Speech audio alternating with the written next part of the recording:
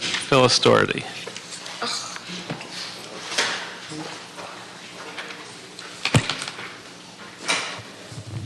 Good morning.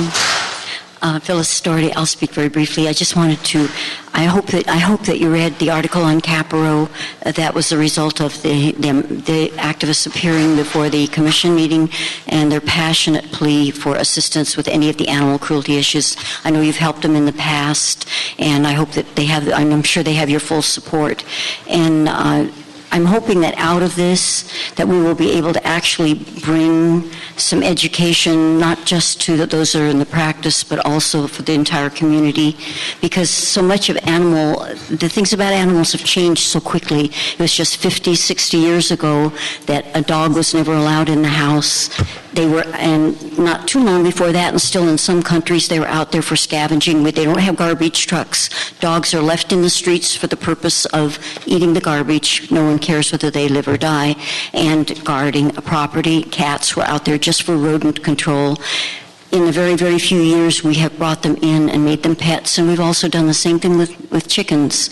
So even though that's not exactly pertinent to this, it just shows the rapidity of how we've changed our conception as to how animals should be treated. And I hope that Capro will be replaced, the chicken will be replaced with coins. And I want to thank you for your efforts in the past. I understand it's a difficult position, but the fact that you've helped them, encouraged them to come in, and it looks like we're really making some progress. So I want to thank you for that. Thank you. And we are joined by my colleagues, Mr. Harris-Dawson and Mr. Rue. So we now have a quorum. And I'd like to ask that we take item number 1 as consent, if there's no objection. And we will begin with item number 2.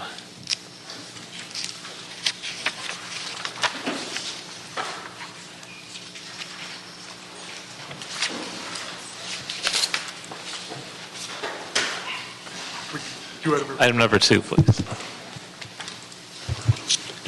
Item number 2, motion Koretz-Rue relative to instructing the Department of Animal Services to report in regard to upgrading and making more reliable the hot weather mitigation systems in its vehicles and associated policies and protocols governing their use. Good morning. I'm Dana Brown, Assistant General Manager with the Department of Animal Services. Good morning, Council members. I'm Ernesto Poblano. I'm an officer with the Department of Animal Services. As I have worked to prepare this report back for you, it sort of reminded me of how important it is to periodically reevaluate processes and procedures. Not only does it go a long way towards improving the things that we do and how we do it, it also gives the public a certain comfort level to know that we're always looking for ways to improve our services to them as well as to the animals under our care. There's quite a bit of information contained in this report, so I've tried to organize it so that it's easy to understand. So with regard to the fleet vehicles, we took a lot of time to test looking at the equipment that we currently use, the processes that are currently in place to deal with hot weather, and what we could do to improve upon what we already have. Our current fleet vehicle collection vehicles consist of 51 vehicles total. There are 36 ARVs, which are the industry standard. They're used by all of the surrounding agencies. These are the fiberglass animal compartment vehicles with the vented side panels. These are the ones that are equipped with blowers to the animal compartments. We also have 2 ARVs that are metal animal compartments. They have louvered side panels, and they are equipped with AC to the animal compartments. And then we have 12 vans. They are metal animal compartments with no vents or louvers. These have the tinted glass windows on each door, and they are equipped with AC to the animal compartments. So for testing, the department used the fiberglass ARVs and the vans since they are the most plentiful and the most available for use.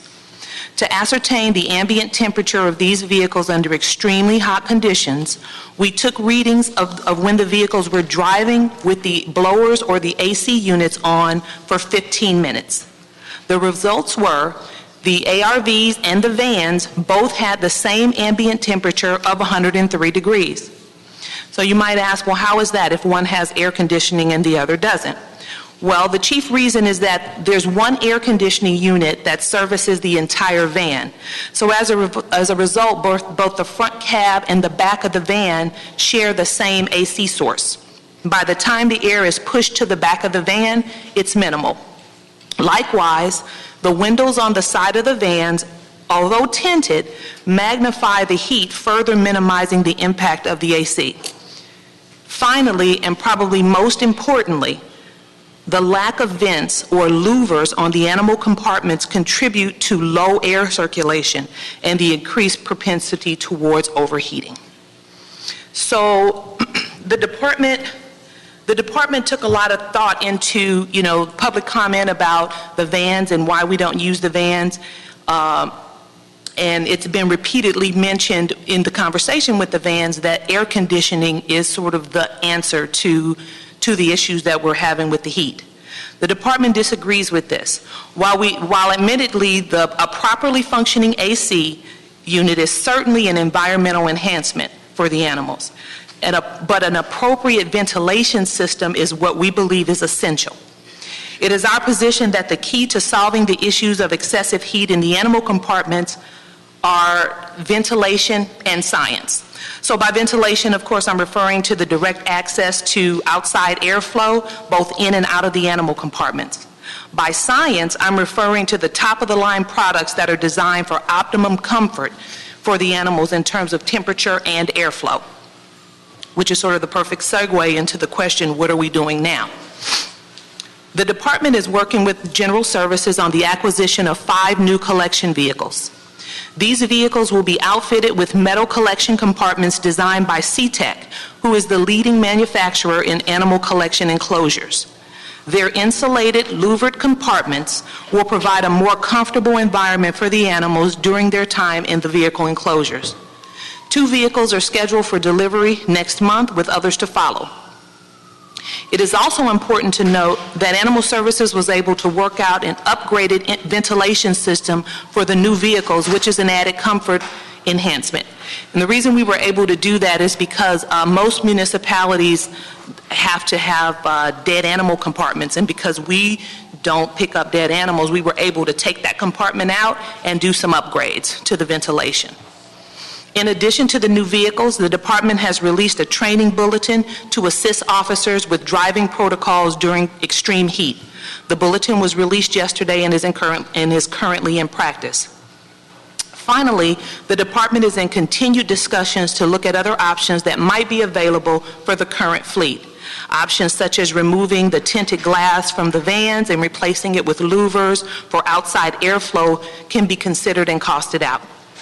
In closing, the Department of Animal Services is committed to the best possible care for our animals, and we are always open to discuss ideas for improvement, as we believe that in the end, it is the animals' welfare that is paramount. Thank you. So after 15 minutes of driving with air conditioning or whatever the best ventilation is on both vehicles, it was 103 degrees. Yes, sir. And the reason for that is that because one of them had a ventilation system and the other one had an air condition with no ventilation system. So they pretty much leveled out, and they were the same. Right, but they were the same at a level that most people would agree is too hot. 103 degrees. And that's best case scenario, driving around for 15 minutes, on your way back to the office or the shelter with the animal. Yes, but I believe that, and I'll defer to my animal care professionals here, but I believe that the average temperature for dogs, for animals, is higher than our average temperature. So I believe that 102 to 102.5 degrees is what's average for them. Meaning what?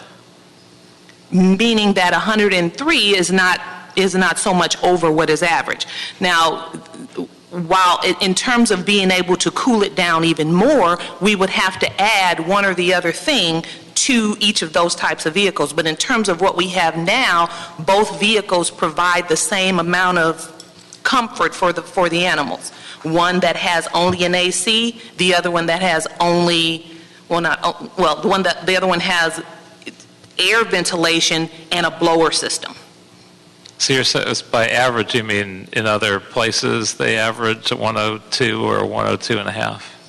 No, the average that I was speaking of is the average temperature of an animal generally, when he is not heated or underheated, overheated, just the average temperature.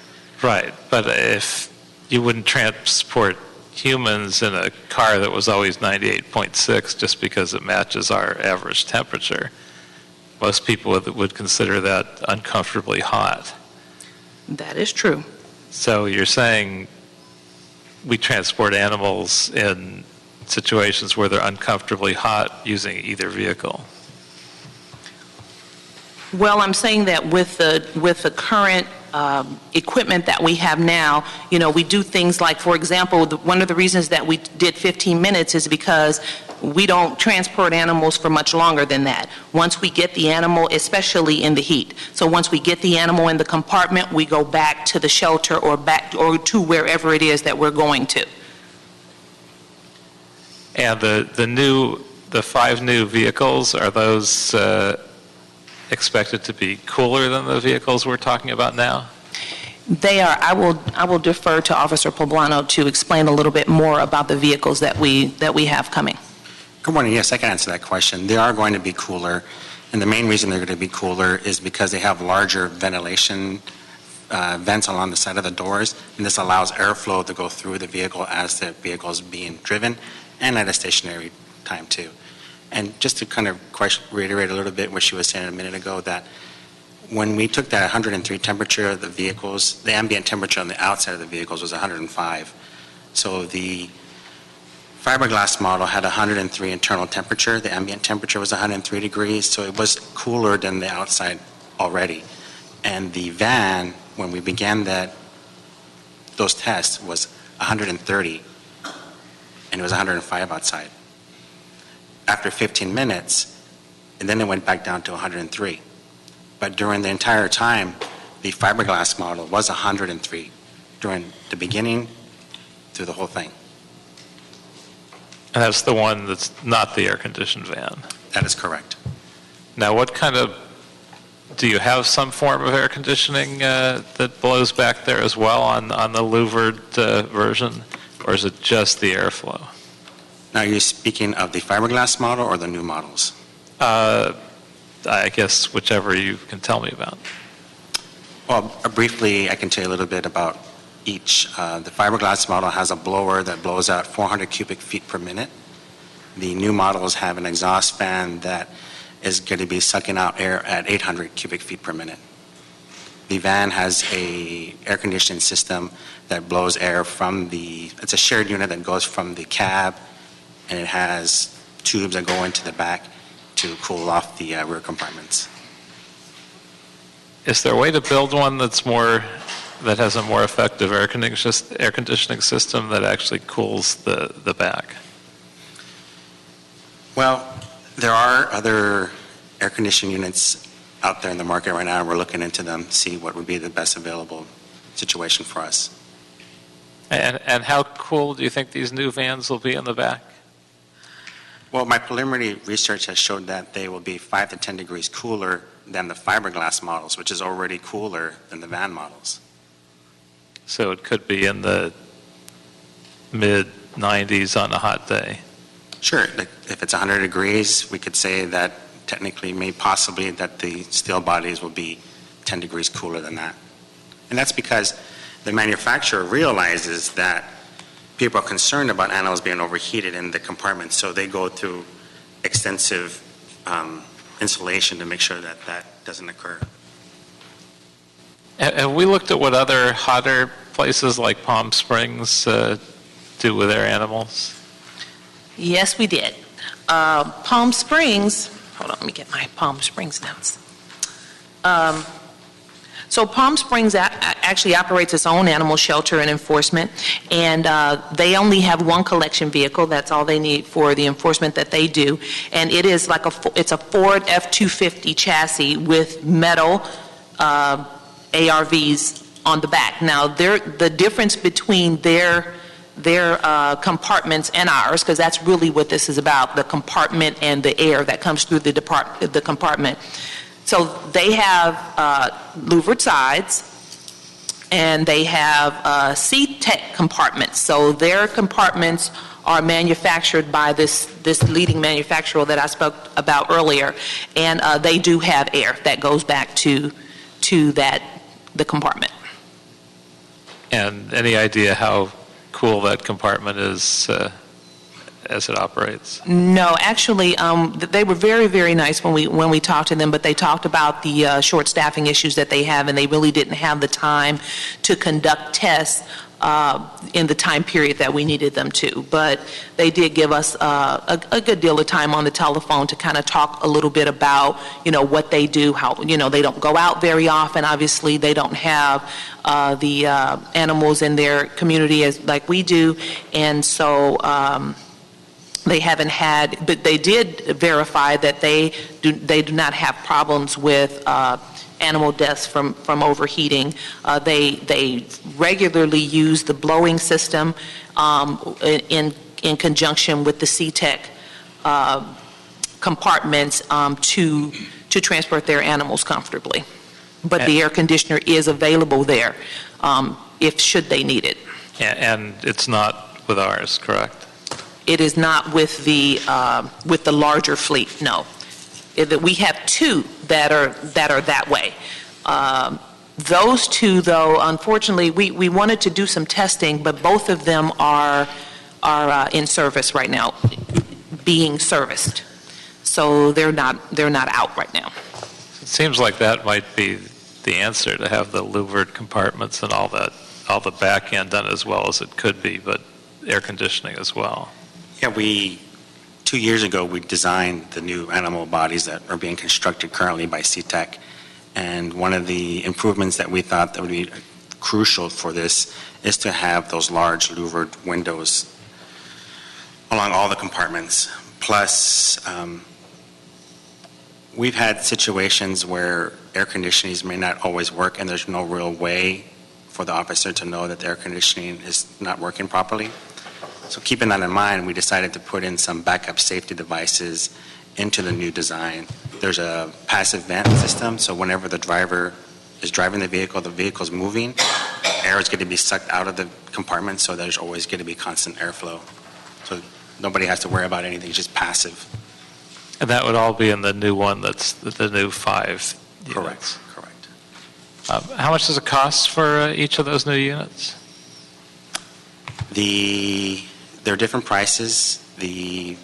There's basically 2 different models. There's the truck chassis based, which is going to be on a GMC Sierra extended cab, and it has 7 compartments. That one is going to be $55,000, I believe.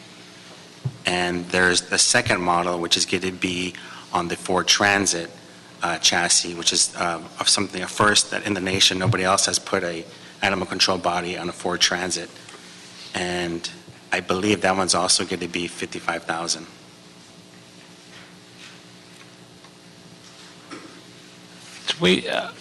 I guess I should ask the city attorney this. Are we aware of whether the city has any liability if we pick up a resident's animal and it would expire from the heat in the course of things under our current conditions? Well, Lori Rittenberg, City Attorney, it would depend on who has standing to sue. If one of the animals who passed away due to the heat was someone's animal and the animal was yet to be claimed, it was still within the time period for that animal to be claimed by its licensed owner, that could be, there's liability there.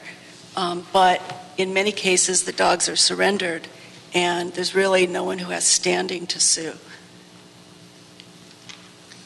Okay. Other questions? Mr. Rue?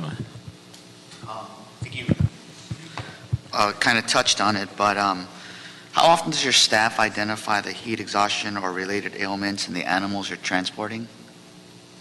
I wouldn't know that. How often has it happened in the past? Yeah.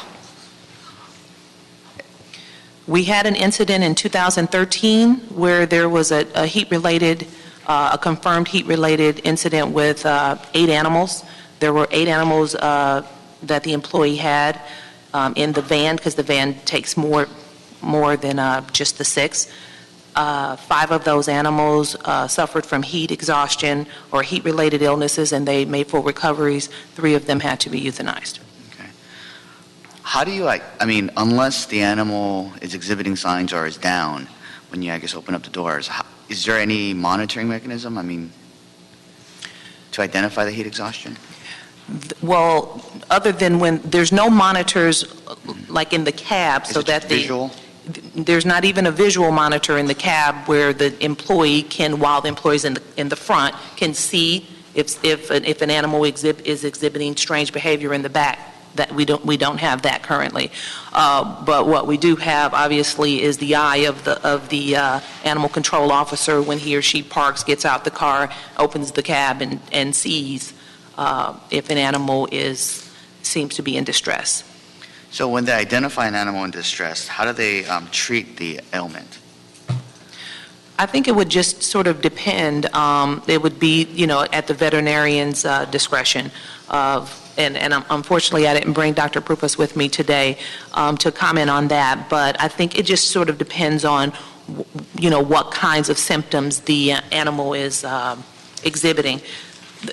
There are a number of different kinds of symptoms. In fact, as I was gathering information, there was one of the things that I found was very interesting about the information that I gathered about, like, for example, there is the recumbent symptom where the animal is unable to lift his or her head or that sort of thing, or the heavy panting.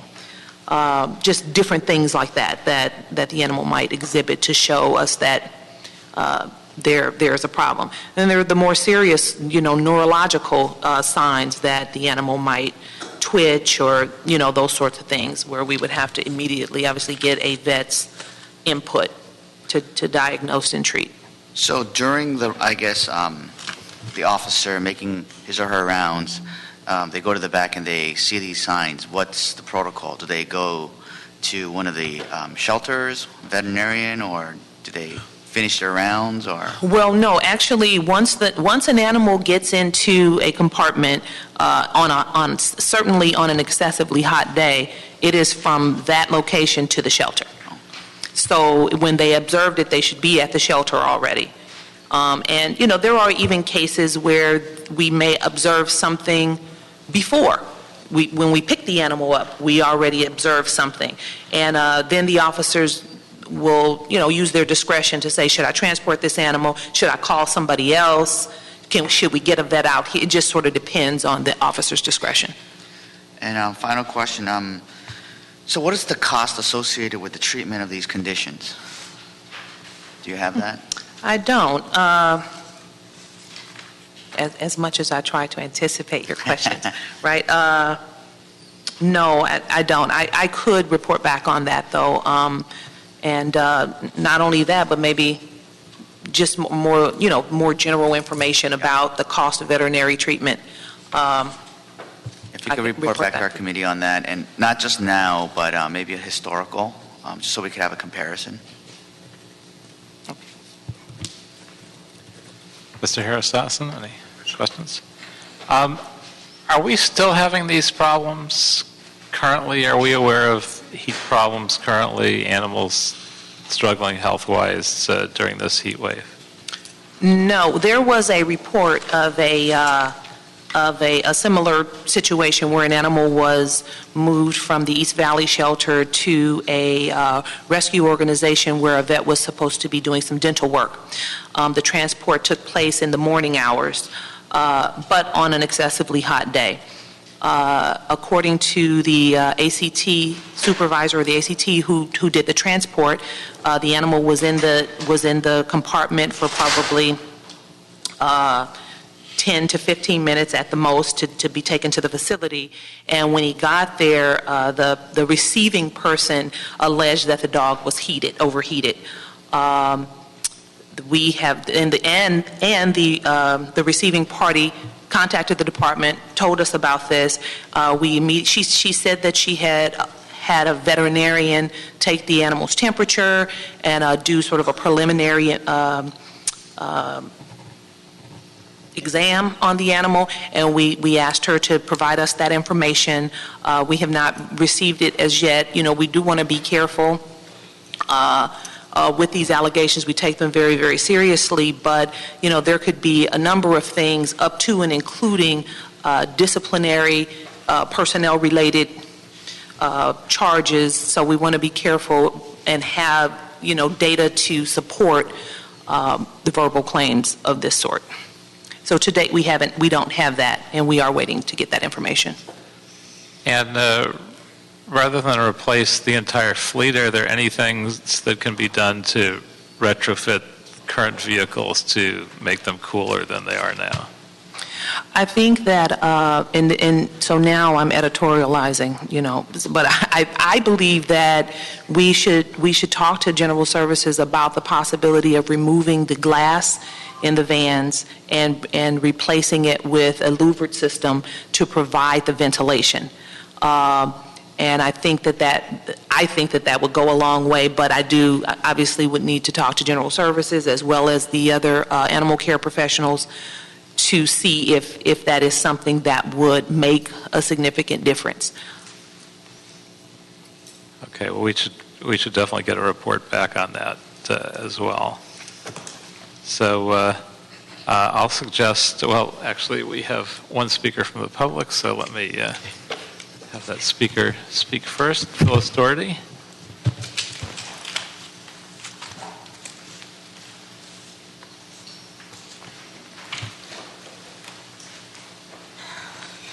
Thank you, Phyllis Doherty.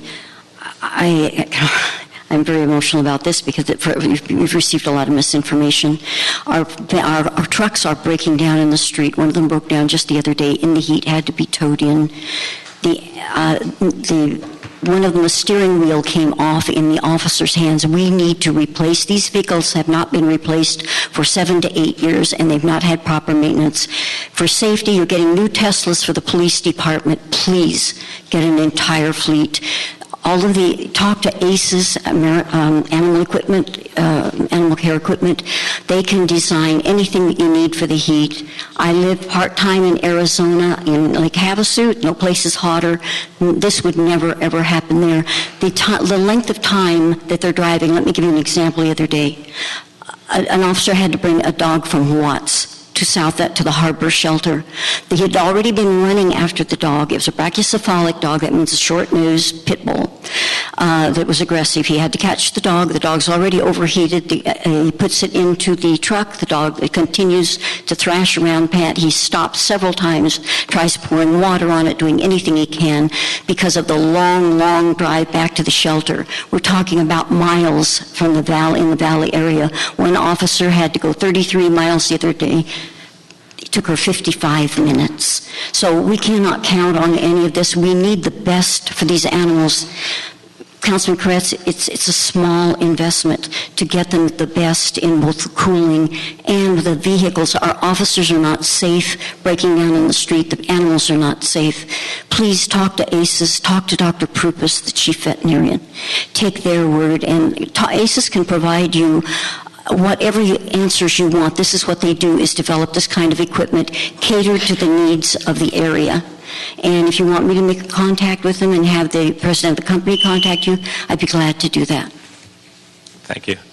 I wonder if the department could come back up.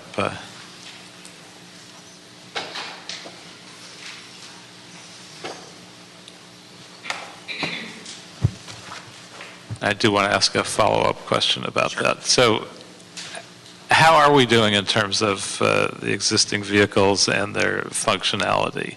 Are we actually having these kinds of problems? Are they breaking down?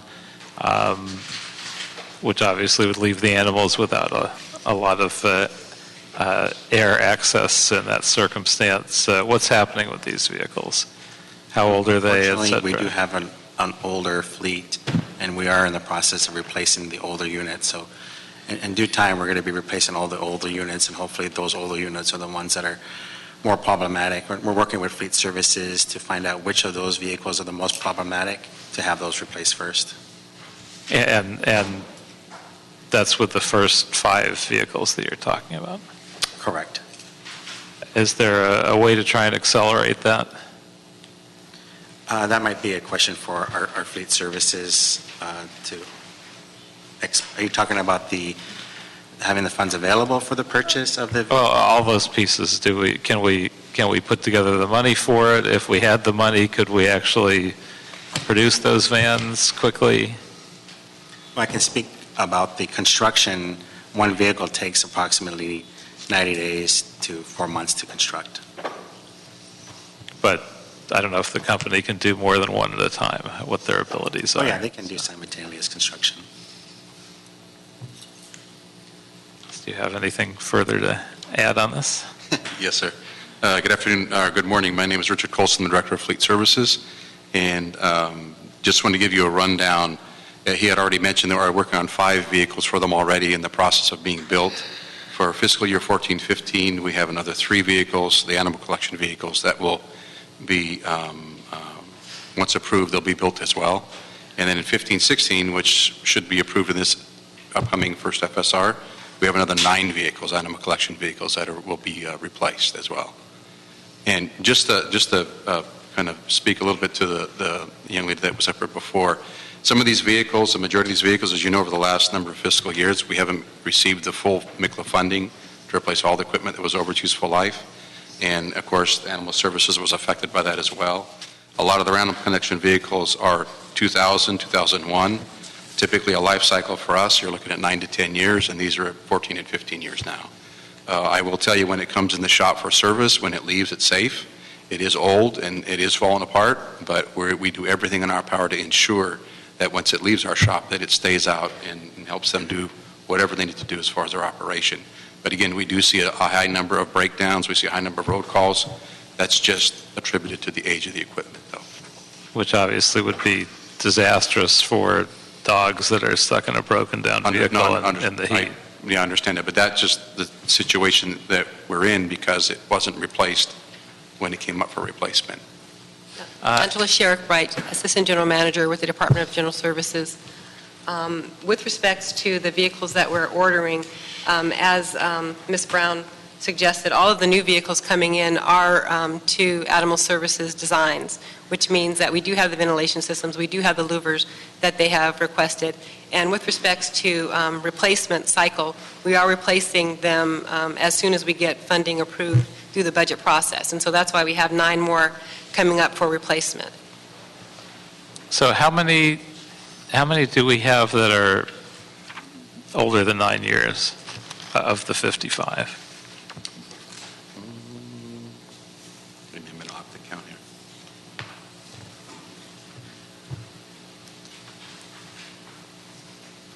16 2000s,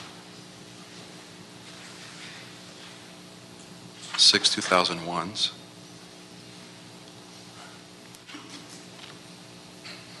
10 2003s. So we agree that these vehicles should be replaced, and we have requested in each budget cycle previous to this one that the vehicles are replaced. However, based on MICLA funding, that is how we are able to replace the vehicles. And so based on the funding that we're getting, those are the number of vehicles that we replace. Certainly, if we receive additional funding, we would replace more vehicles. Okay, well, thank you, and I think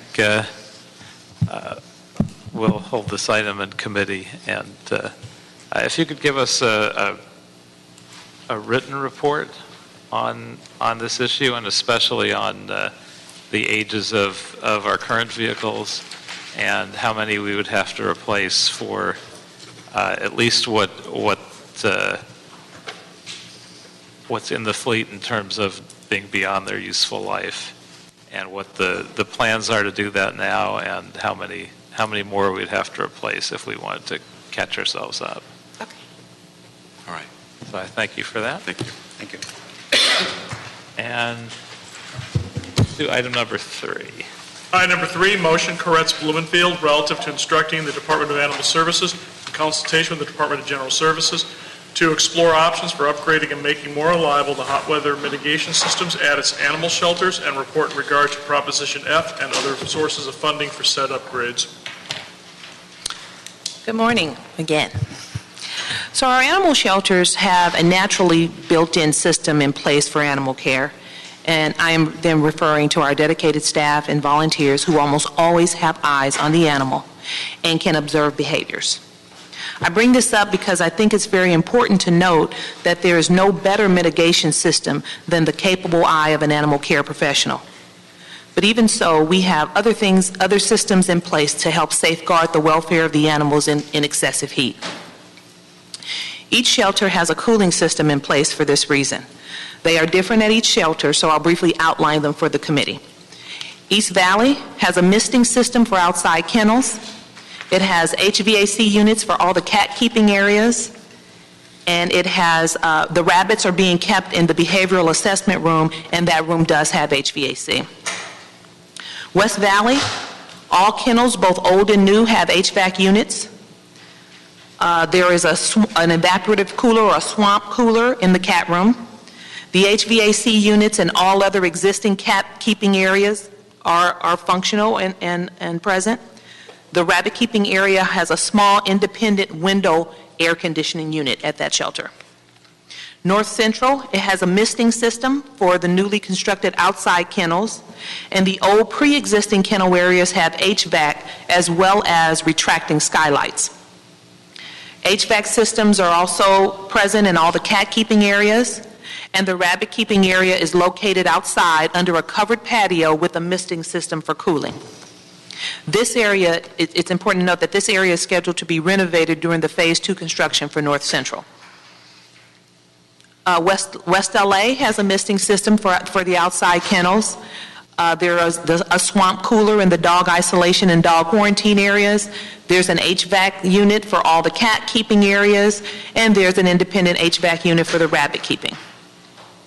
South LA has a misting system for the outside kennels, an HVAC unit in the dog isolation and dog quarantine areas, an HVAC unit for all the cat keeping areas, and an HVAC unit for the rabbit keeping area. And finally, the Harbor has a misting system for the outside kennels, a swamp cooler in the dog isolation and dog quarantine areas, an HVAC system for all the cat keeping areas, and an HVAC unit for the rabbit keeping areas. Now, in addition to these cooling systems, the department also limits walking of the animals when the temperature is above 85 degrees.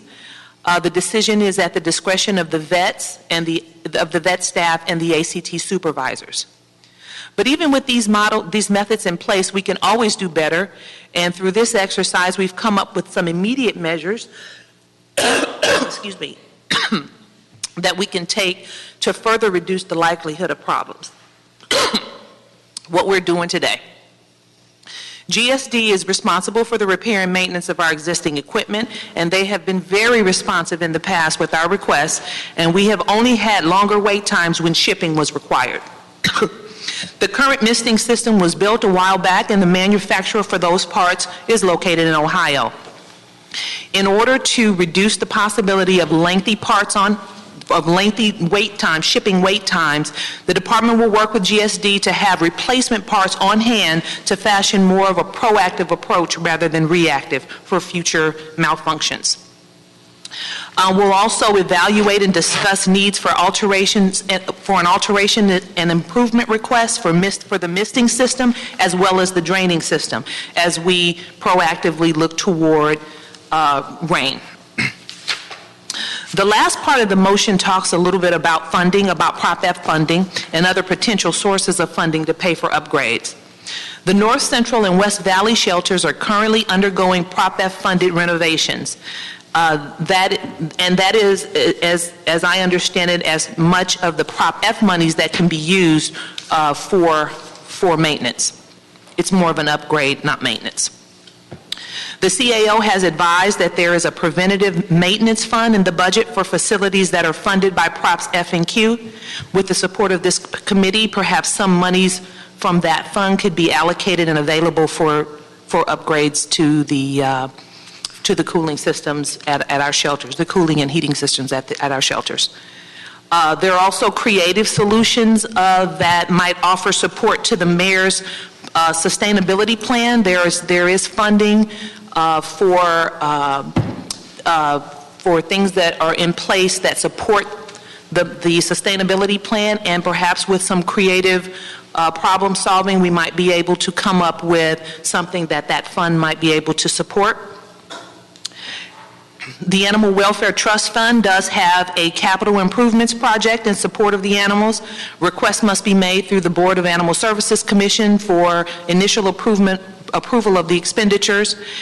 And also, just as a side note, the Animal Welfare Trust Fund also has a line item for interest accrued, and we looked into whether or not we would be able to use the interest from that account.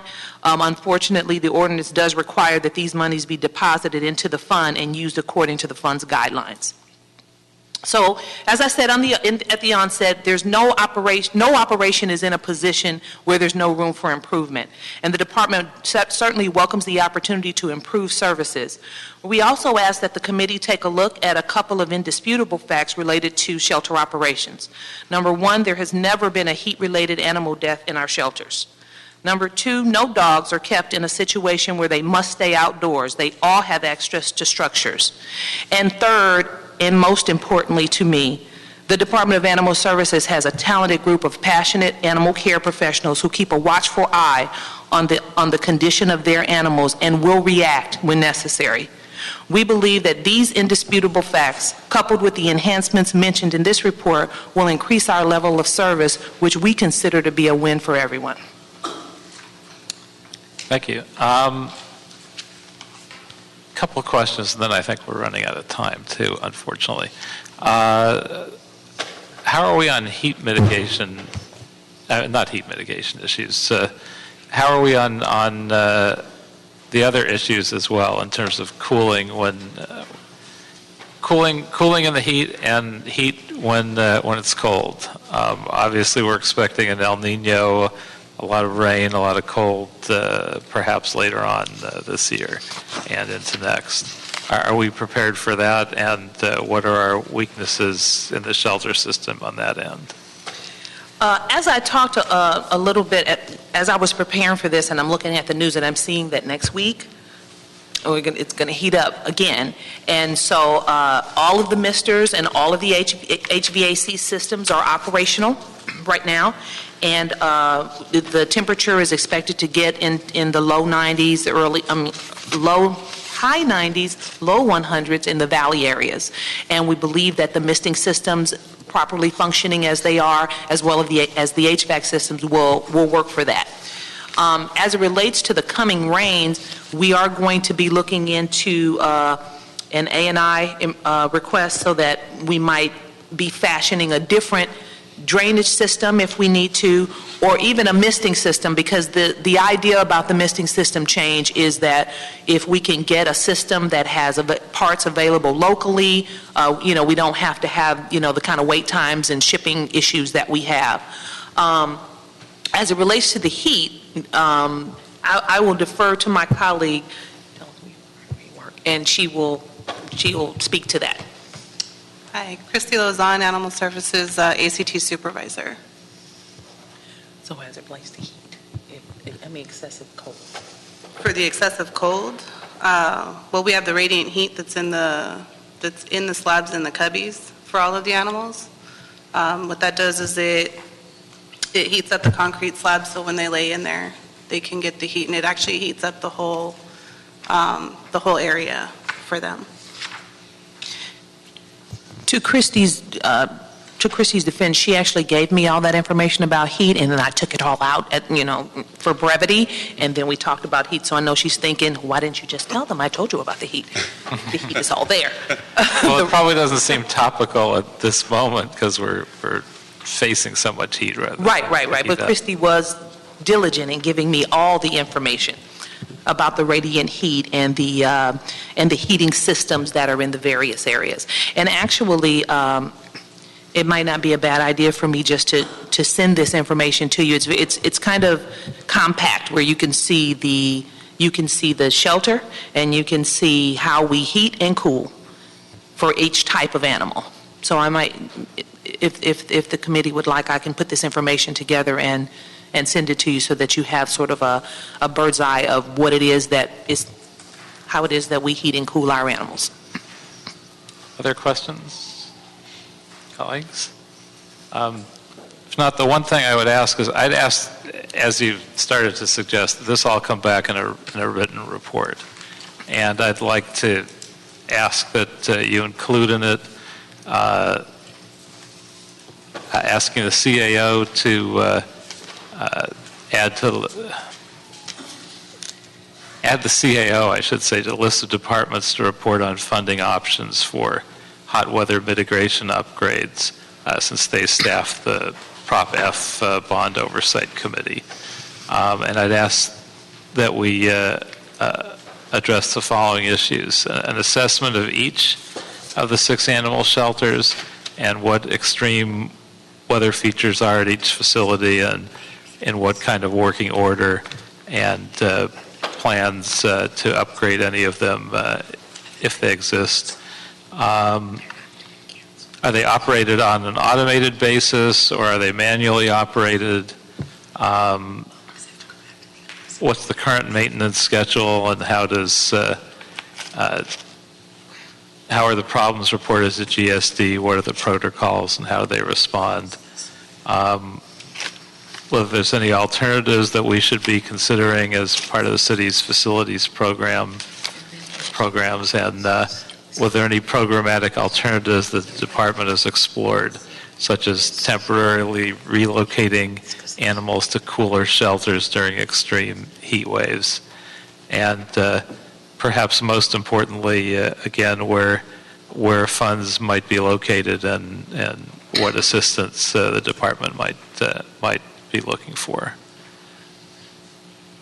Okay. So I think we are just about out of time, so I'm going to have to ask that we continue items 4 and 5, but on item 3, if we would hold that in committee and wait for that report back. Okay, thank you. And since we are out of time for items 4 and 5, we will just continue those and all speaker cards until the next meeting. Thank you, and we are adjourned.